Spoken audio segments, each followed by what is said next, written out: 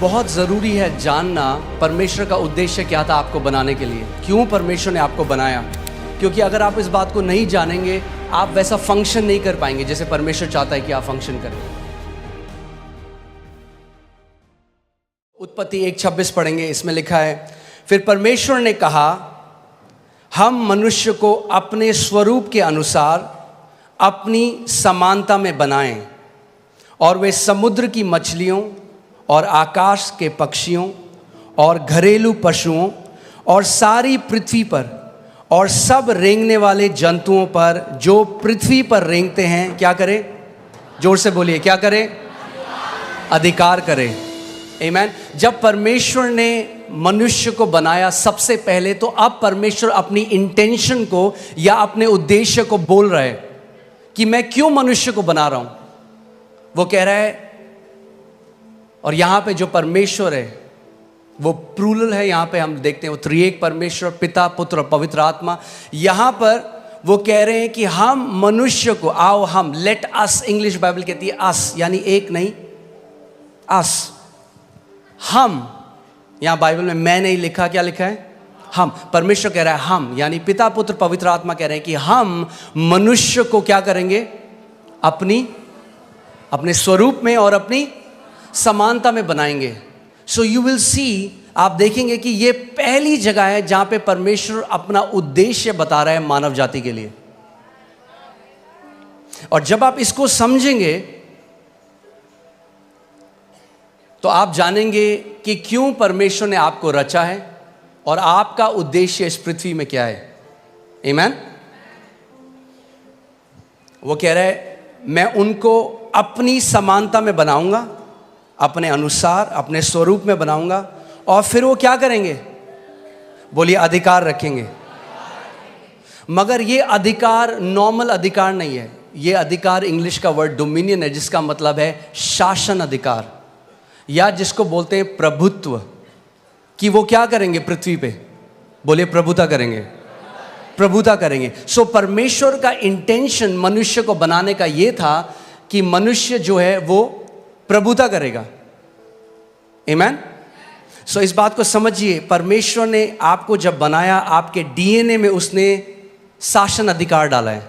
मैंने आपको पहले ही बताया था, आप एक चम्मच से भी एक कील को कसने की कोशिश कर सकते हैं, मगर चम्मच उसके लिए नहीं बनी थी। आप किसके लिए बनाए गए? प्रभुता करने के लिए। बोलिए, प्रभुता करने के लिए।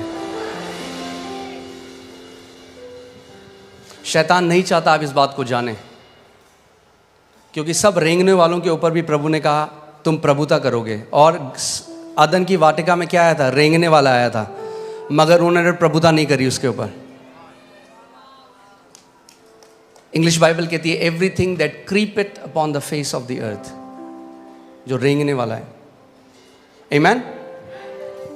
सो परमेश्वर ने जब हमको बनाया, मैंने आपको पहले भी बताया था कि परमेश्वर, जेनेसिस में लिखा है, आदि में उसने आकाश और पृथ्वी की रचना करी।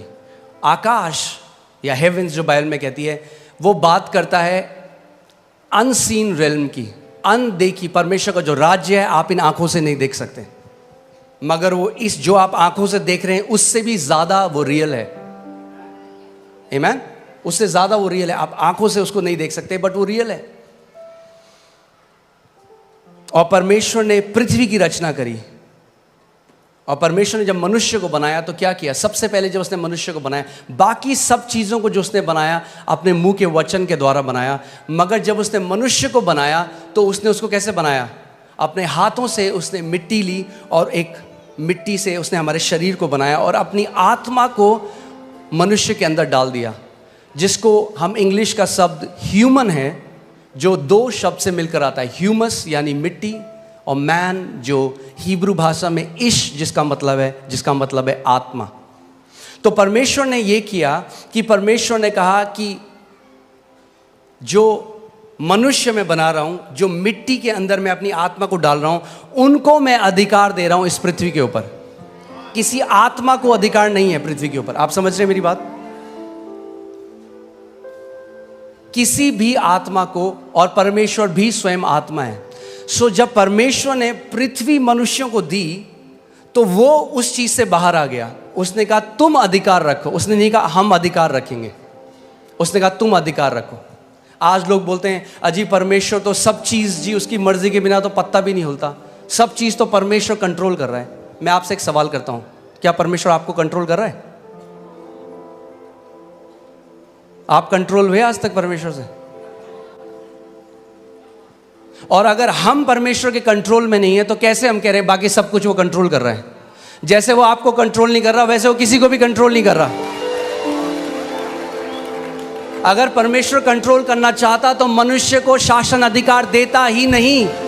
उसने शासन अधिकार इसीलिए दिया, उसने बोला तुम कंट्रोल करो पृथ्वी को, मैं तुम्हें अधिकार दे रहा हूं। आमीन। कहेंगे ये जानना क्यों जरूरी है? ये जानना बहुत जरूरी है। अगर ये आप नहीं जानेंगे, यद्यपि आप पुत्र हैं, एक दास की तरह जीवन को जिएंगे। जो मसीह यीशु ने हमारे लिए मिराज छोड़ी है, जो इतनी महान है, इतनी ग्रेट है, आप कभी उस तक पहुंच नहीं पाएंगे। आमीन। इसीलिए हमें जानना है कि क्यों परमेश्वर ने हमें बनाया, हमारी सृष्टि करी और कैसे हम उस अधिकार में चल सकते हैं। आमीन। सो परमेश्वर ने आदम को बनाया, मगर सबसे पहले हमें देखना है कि आदम को परमेश्वर ने क्या बनाया था। सो लूका 3:38 जब आप पढ़ेंगे उसमें लिखा है इससे ये आया, इससे ये आया, इसने इसको पुत्र को जना, इसने इसको जना, और वह एनोश का, और वह शेत का, यानी एनोश शेत का, और वह आदम का, यानी शेत आदम का, और वह पढ़िए परमेश्वर का पुत्र था। तो आदम कौन था? आदम कौन था? परमेश्वर का पुत्र। परमेश्वर ने सबसे पहले मनुष्य को जब बनाया तो नौकर नहीं बनाया, पुत्र बनाया। और जब पुत्र बनाया तो पुत्र को अधिकार दिया शासन करने का, प्रभुता करने का, डोमिनियन करने का। आमीन। सो पहला आदम क्या था? पुत्र था। मैं चाहता हूं भजन संहिता 8 में चले जाएं। भजन संहिता 8 उसकी मैं 4 अध्याय से पढ़ूंगा, आप इसको ध्यान से सुनिएगा। तो फिर मनुष्य क्या है कि तू उसका स्मरण रखे, और आदमी क्या है कि तू उसकी सुधि ले, क्योंकि तूने उसको परमेश्वर से थोड़ा ही कम बनाया है। किसने बनाया मनुष्य को परमेश्वर से थोड़ा ही कम? परमेश्वर ने। लोग कहते हैं अच्छा तुम क्या समझ रहे हो अपने आप को? परमेश्वर के पुत्र जो उसने हमें बनाया है। अब कोई अगर आपको बोले अच्छा ये उनकी तरह बात कर रहा है, आपके पापा की तरह, कहना हाँ जी वो मेरे पापा हैं।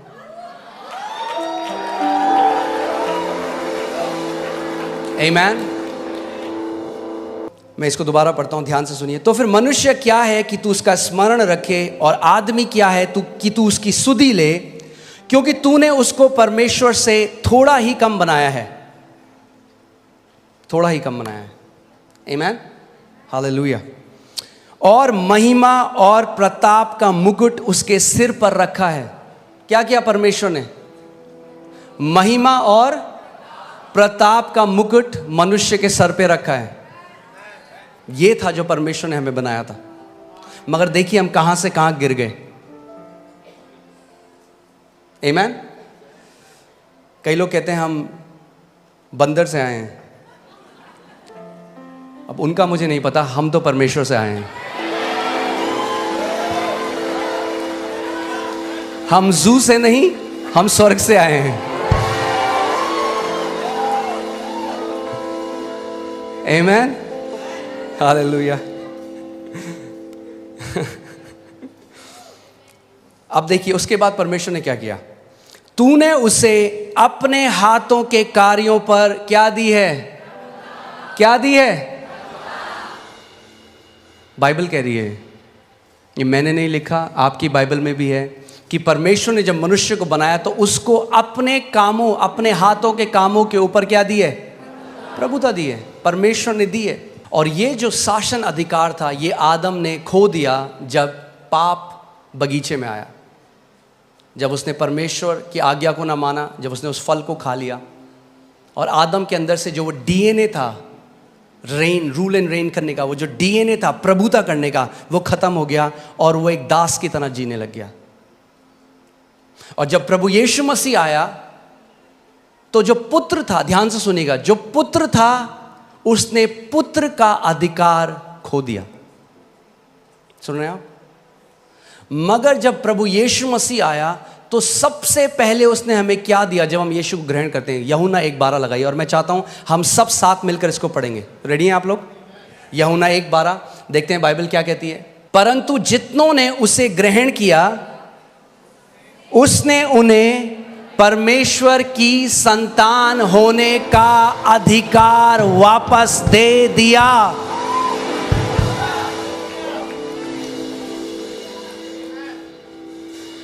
क्या दिया उसने आपको? अगर आपने यीशु को ग्रहण किया तो उसने आपको क्या किया? पुत्र का अधिकार दिया, यानी पुत्रों के लिए अधिकार है यीशु मसीह के नाम में। अगर आप पुत्र हैं तो आपके लिए अधिकार है, और अगर आपके लिए अधिकार है तो परमेश्वर चाहता है कि आप एक अधिकारी की तरह इस दुनिया में जिए। देखो मैंने तुम्हें सांपों को और बिच्छुओं को रौंदने का, हालेलुया, परमेश्वर ने पूरे चर्च को, अपनी देह को, जो परमेश्वर की संतान है, उनको सांपों और बिच्छुओं को रौंदने का अधिकार दे दिया। मगर अगर आपने उस अधिकार को लिया नहीं तो जिंदगी भर दुष्ट आत्माएं आपको फुटबॉल बना के रखेंगे। तो वेट मत करिए डोमिनियन में बढ़ने का कि जब तक आपको कोई ऐसी न्यूज़ ना आ जाए कि भाई कोई बहुत भयंकर बीमारी हो गई है। अगर हम जुखाम में प्रभुता नहीं कर पाए, छोटे से सरदर्द में प्रभुता नहीं कर पाए, तो बड़े में भी नहीं कर पाएंगे। छोटे से शुरू करना शुरू करिए। छोटा सा पेट में दर्द होता है, जब भी कोई बीमारी आती है ना, उससे पहले बोलते हैं प्रिलिमिनरी, क्या बोलते हैं, ऐसे कुछ बोलते हैं, सिम्टम या लक्षण आते हैं। पहले आपको पता लग जाता है कि बुखार आने वाला है, आप कहेंगे मुझे थोड़ा हरारत हो रही है। वो हरारत है टाइम अधिकार लेने का। वेट मत करो जब 104 हो जाए बुखार होता, बोलो ओ प्रभु तेरे कोड़े खाने से।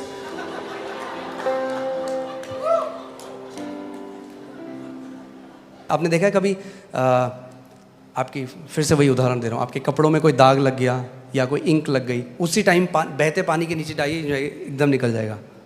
उसको छोड़ दीजिए 2 हफ्ते, अब आप रगड़ने, अब बोले यीशु के नाम में, यीशु के नाम में। अगर जैसे ही लक्षण लगे खड़े हो जाओ, बोलो in the name of Jesus, शैतान मैं तुझे अनुमति नहीं देता मेरे शरीर को छूने की।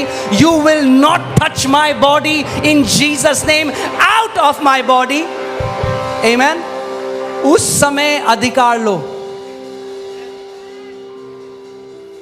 अरे पास्टर ज्यादा कुछ नहीं, थोड़ा सा थायराइड है, हाँ ठीक है रख लो फिर, थोड़ा सा खाते रहो दवाइयां पूरे साथ। मैं आपको कंडेम नहीं कर रहा हूं, प्लीज मेरा हार्ट समझिए। क्यों रखो थोड़ा सा भाई? मैं बोलूं मैंने आपके लिए बहुत बढ़िया केक बनाया, थोड़ा सा जहर डाला इसमें, थोड़ा सा खा लो।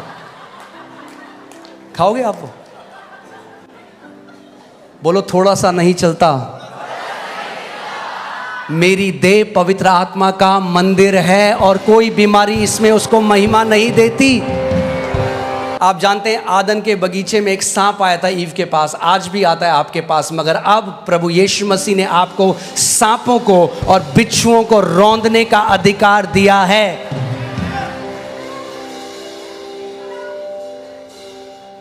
बोलो मेरे पास अधिकार है सांपों और बिच्छुओं को रौंदने का।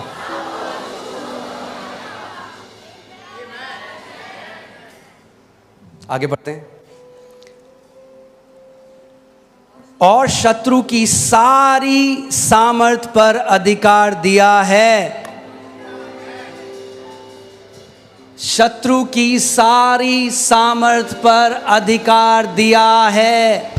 फिर से बोलता हूं, शत्रु की सारी सामर्थ पर अधिकार दिया है। शत्रु की सारी सामर्थ पर अधिकार दिया है। शत्रु की सारी सामर्थ पर अधिकार दिया है। दूंगा नहीं, दिया है।